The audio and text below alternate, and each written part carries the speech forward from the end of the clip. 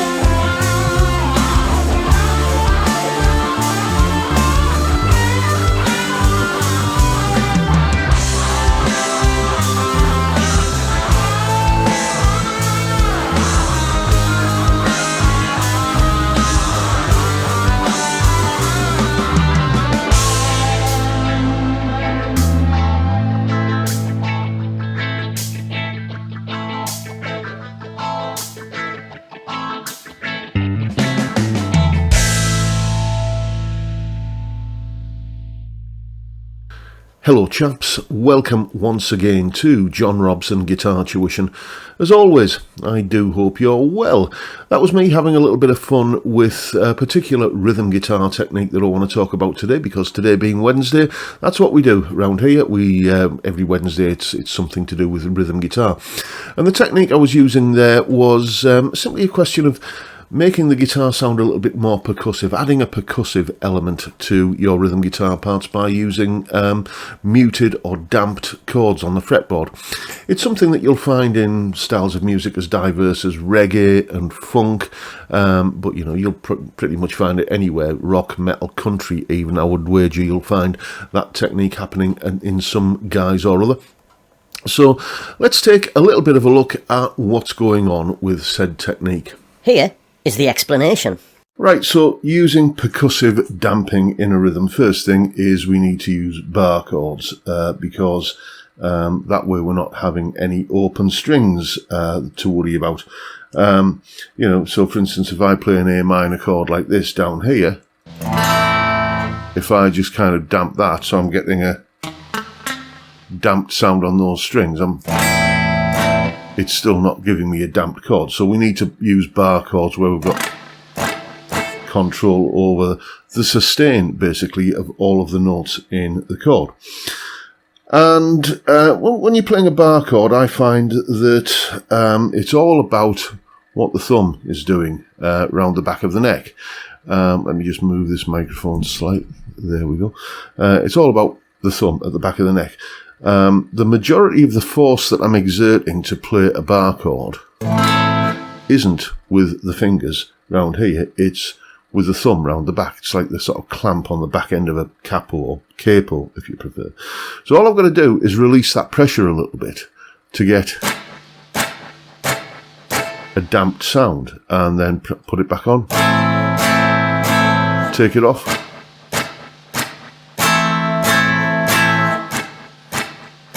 I'm not consciously lifting the fingers off the strings. Maybe I am subconsciously, but my main sort of switch that I'm throwing to kind of go from this to this is happening, as I say, with the thumb round the back. Just releasing the pressure to allow the strings to just be damped like that. And, you know, you can get all sorts of combinations of rhythms with this. I mean, an obvious one would be to, if you're just doing a simple down-up rhythm, if you mute or damp rather all of the downstrokes, you'll get like a sort of a ska type rhythm.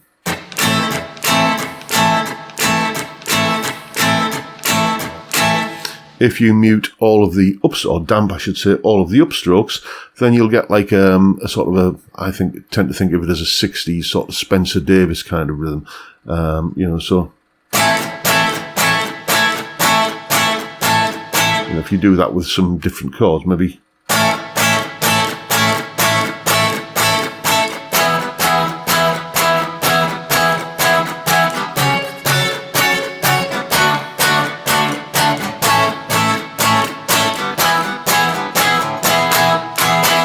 Etc. You know the song. So yeah, it's all about just kind of letting the pressure go around the back when you're playing a bar chord. The couple of rhythms that I was using in that piece, one was sort of slightly reggae influenced, where I'm playing in like a 16th note kind of style. So 1 E and a 2 E and a 3 E and a 4 E and a 1 E and a 2 E and a 3 and a 4 E and a 1 E and a 2 E and a 3 E and a 4 E and a like that. That was like in the sort of verse sections of the tune. And then I was going to, again, a 16th note kind of thing on the chorus section, but more of a kind of a funky sort of thing, where I was kind of going, what was I playing? I think on the, it was, again, 16th note, so 1 E and a 2 E and a 3 E and a 4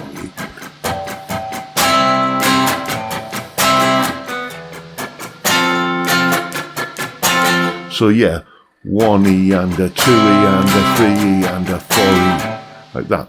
1 E and a 2 E.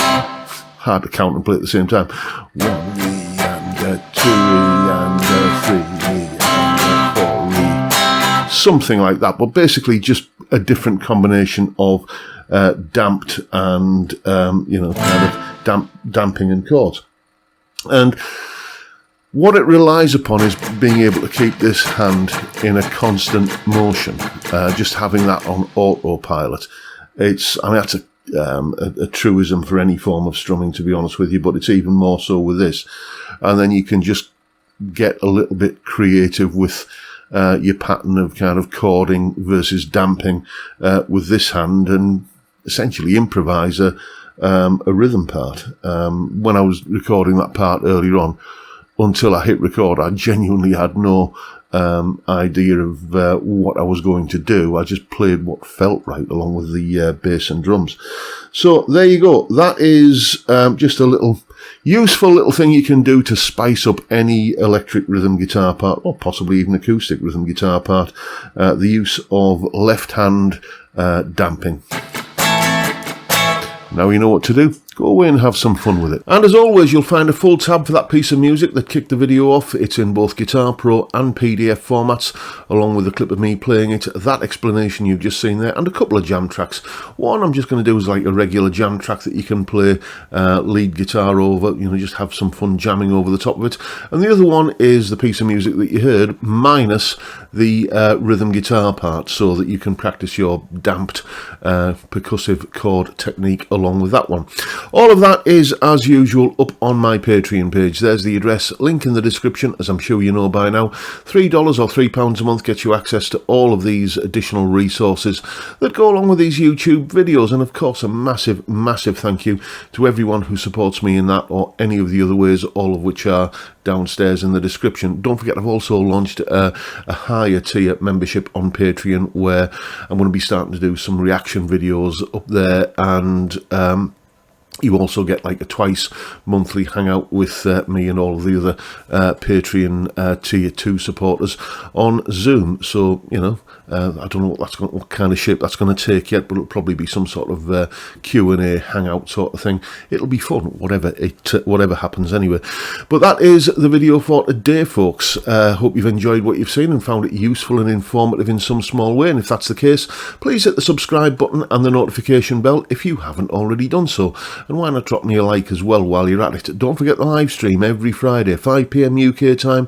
We drink beer and talk about music and guitars and whatever else crops up, basically. It's a fantastic way to kick off the weekend, and I'd love to see you there if you can make it. But for now, I'll bid you all a good day and say thank you so much for watching. Thank you for your time. Look after yourselves, folks. Stay well, stay safe, and above all, stay sane. Bye for now.